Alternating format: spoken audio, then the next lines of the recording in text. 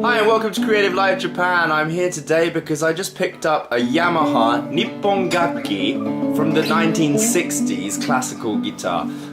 It's an S-50 and I got it for 10 bucks in the junk corner at a used store. So it's been a few weeks since I cleaned this guitar up and put new strings on it, and I've been playing it a lot.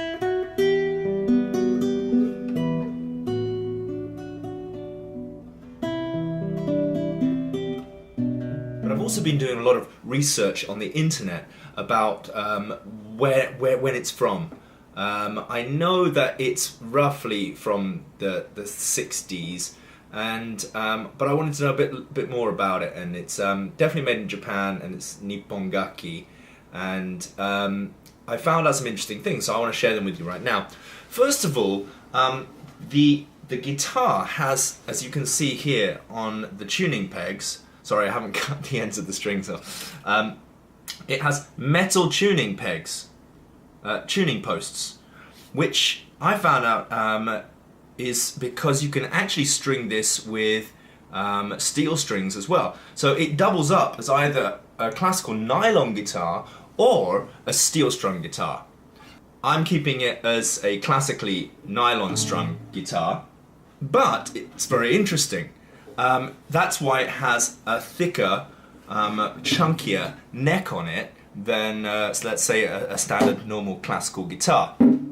The second thing that I found out is it's officially not a dynamic guitar, because on the inside, on the label, it doesn't say dynamic guitar, and it doesn't say on the headstock, as in some cases, dynamic guitar in italics underneath Yamaha. So it led me down a lot of roads, and I did a lot of research, and I was kind of confused. I mean, what have I bought? I mean, I know I got away with a steal for 10 bucks just by playing it. I mean, it sounds beautiful. But as I researched more, I got into the Yamaha serial numbers, and inside my guitar I can see the serial numbers, and I started looking it up, and I couldn't find the serial numbers of this particular guitar, which made me think, what's going on? I did more research and I dug a bit further, and I found out that pre-66 guitars had serial numbers that are not documented. Maybe because at that time Yamaha was farming out its guitars to very, very experienced luthiers that didn't work necessarily for Yamaha.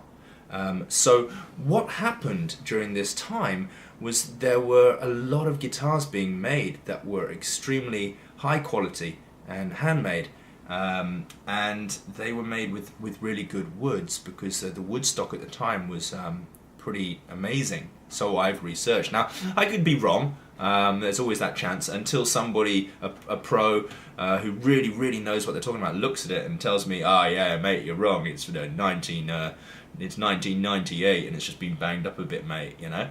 But from the research that I've done thus far, and by cross researching with posts on the net from people that have asked the same question. And I've looked at pictures, and I've looked at their pictures, and I've found that my guitar is either the same or bloody similar. I think I have a guitar that was made in the 60s at some point, and there are interesting features about it, actually. One of the telltales is this here, okay? On many of the Yamahas, this was made with a flat base, and actually mine is rounded. It's like a toothpick almost, which is a telltale that it could be quite an early guitar. Also, the label on the inside, it's a very creamy brown, but it might be that because of the age. But it's got the Yamaha tuning fork logos and Yamaha written in black. And it says number S-50, Nippon Gakki Co. Limited. It doesn't have the red of the dynamic guitars, and it doesn't say dynamic guitar inside, but touch and feel, and from when it was made, it does seem in all ways to be a dynamic guitar. These dynamic guitars quite rare, so I've read, and I've also read that there are a lot made, but a lot of them are lost or sitting in people's rooms or on people's walls or on the walls in bars and stuff like that, and it's quite a good find. Do they fetch a high price? No, they don't fetch a massively high price because they're not actually designed and made as expensive guitars. I mean, they're very standard.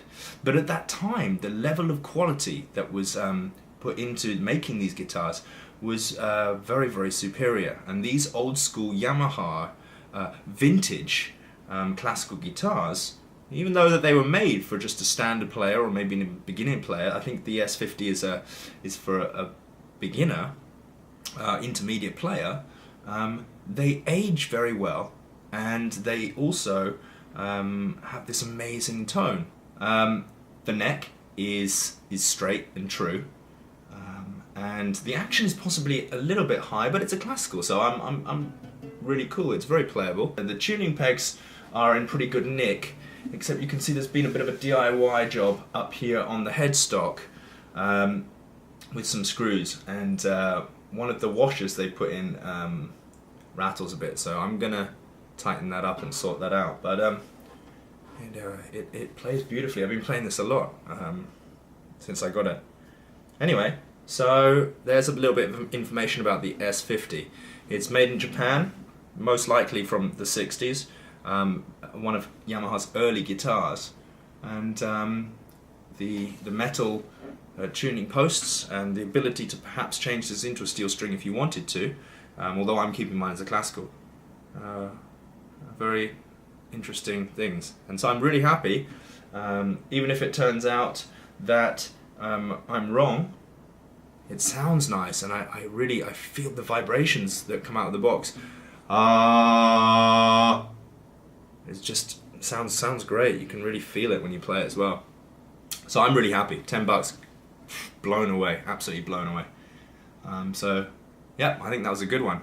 Anyway, so if you're around the junk corner of any used stores and you see a Yamaha classical guitar looking a little bit lonely, pick it up, take a look at the label inside, get out your phone and just have a research.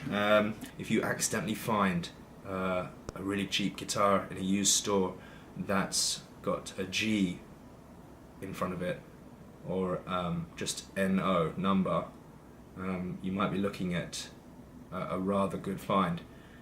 So yeah, all it takes is a little bit of research, and now certainly I'll be keeping my eyes open for more of these old school, beautiful, vintage guitars.